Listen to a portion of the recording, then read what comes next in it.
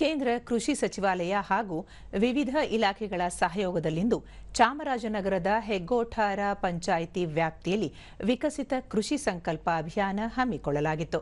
ಕಾರ್ಯಕ್ರಮದಲ್ಲಿ ಜಿಲ್ಲಾ ಹಾಗೂ ತಾಲೂಕು ಮಟ್ಟದ ಅಧಿಕಾರಿಗಳು ಉಪಸ್ಥಿತರಿದ್ದರು. ಈ ವೇಳೆ ವಿವಿಧ ಬಿತ್ತನೆ ಬೀಜ, ತಳಿಗಳ ಮಾದರಿ, ಮಣ್ಣಿನ ಫಲವತ್ತತೆ, ಪರಿಸರ ಸ್ನೇಹಿ ತಂತ್ರಜ್ಞಾನ, ಸಾವಯವ ಕೃಷಿ ಸೇರಿದಂತೆ ವಿವಿಧ ವಿಷಯಗಳ ಕುರಿತು ರೈತರೊಂದಿಗೆ ಚರ್ಚೆ ನಡೆಸಲಾಯಿತು. ತರಗಮಾರಿ ರೋಗ ವಿಲ್ಟ್ ಅಂತ ಹೇಳಿ ನಮ್ಮ ವಿಲ್ಟ್ ಅಂತ ನಾವೇನು ಕರೆದಿರಲ್ಲ.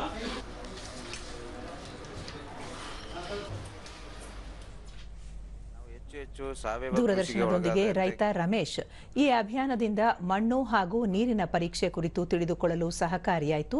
ಬಿತ್ತನೆ ಬೀಜ ಸಂರಕ್ಷಣೆ ಮೂಲಕ ಹೆಚ್ಚಿನ ಇಳುವರಿ ಪಡೆಯುವ ಪ್ರಾತ್ಯಕ್ಷಿಕೆ ಅನುಕೂಲವಾಗಿತ್ತು ಎಂದು ಹೇಳಿದರು. ಮಾಡ್ಕೊಂಡು ಹೋಗಬಹುದು ಅನ್ನೋದ್ರ ಬಗ್ಗೆ ಮಾಹಿತಿಗಳನ್ನ ಹಂಚಿಕೊಂಡ್ರು. ಕಾರ್ಯಕ್ರಮಗಳನ್ನು ಹಳ್ಳಿಗಳಲ್ಲಿ ರೈತರಿಗೆ ಅರಿವು ಮೂಡಿಸಲು ಹಮ್ಮಿಕೊಳ್ಳೋದ್ರ ಮೂಲಕ ಸರ್ಕಾರ ರೈತರಿಗೆ ಅನುಕೂಲ ಮಾಡಿಕೊಡ್ತಾ ಇದೆ. ಮತ್ತೋರ್ವ ರೈತ ರಂಗಸ್ವಾಮಿ, ವಿಜ್ಞಾನಿಗಳು ಹಾಗೂ ಕೃಷಿ ತಂತ್ರಜ್ಞರು ಹಳ್ಳಿಗಳಿಗೆ ಭೇಟಿ ನೀಡಿ ಸಾವಯವ ಕೃಷಿ ಸೇರಿದಂತೆ ವಿವಿಧ ವಿಷಯಗಳ ಕುರಿತು ಮಾಹಿತಿ ನೀಡುತ್ತಿರುವುದು ಶ್ಲಾಘನೀಯ ಕ್ರಮ ಎಂದು ಹೇಳಿದರು. ಹೆಂಗ್ ಮಾಡಬೇಕು ಅದನ್ನ ಹೇಳಿದ್ದಾರೆ. ಇದರಿಂದ ನಮ್ಮ ಆದಾಯನ ಮುಂದೆ ಯಾವ ರೀತಿ ಬೆಳೆಸೋದು ಅಂತ ನಮಗೆ ಮಾರ್ಗದರ್ಶನ ನೀಡಿದ್ದಾರೆ.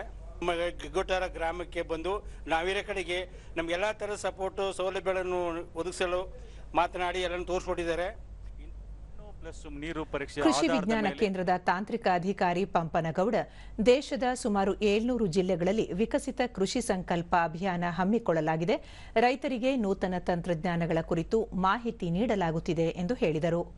ಆಧಾರದ ಮೇಲೆ ಬೆಳೆಗಳನ್ನು ಆಯ್ಕೆ ಮಾಡ್ಕೋಬಹುದು, ಆಗ್ತಕ್ಕಂಥ ಕೃಷಿಯಲ್ಲಿ ಆಗ್ತಕ್ಕಂಥ ಖರ್ಚಿನ ಪ್ರಮಾಣವನ್ನು ಕೂಡ ಕಡಿಮೆ ಮಾಡ್ಕೋಬಹುದು ಅಂತಕ್ಕಂಥದ್ದು. ಅಂದ್ರೆ ಖರ್ಚು ಕಡಿಮೆ ಮಾಡಿ ಹೆಚ್ಚಿನ ಇಳುವರಿ ಪಡ್ಕೊಂಡ್ರೆ ಇಡೀ ದೇಶಕ್ಕೆ ಇದರಲ್ಲಿ ಕೃಷಿಯಲ್ಲಿ ಬದಲಾವಣೆ ಬರಲಿಕ್ಕೆ ಸಾಧ್ಯ ಆಗುತ್ತೆ. ತಾಲೂಕು ಸಹಾಯಕ ಕೃಷಿ ನಿರ್ದೇಶಕರಾದ ರೂಪಾ ಗ್ರಾಮೀಣ ಮಟ್ಟದಲ್ಲಿ ರೈತರೊಂದಿಗೆ ಸಂವಾದ ನಡೆಸಿ ಕೃಷಿಕರ ಕುಂದುಕೊರತೆಗಳನ್ನು ಆಲಿಸಿ ಸೂಕ್ತ ಪರಿಹಾರ ನೀಡಲಾಗುತ್ತಿದೆ ಎಂದು ವಿವರಿಸಿದರು. ಬೀಜೋಪಚಾರ ಮಾಡಿ ಬಿತ್ತನೆ ಮಾಡುವುದರಿಂದ ಮುಂದಿನ ರೋಗ ರುಜಿನಗಳನ್ನ ಅವರು ತಡೆಗಟ್ಟಕೋಬಹುದು.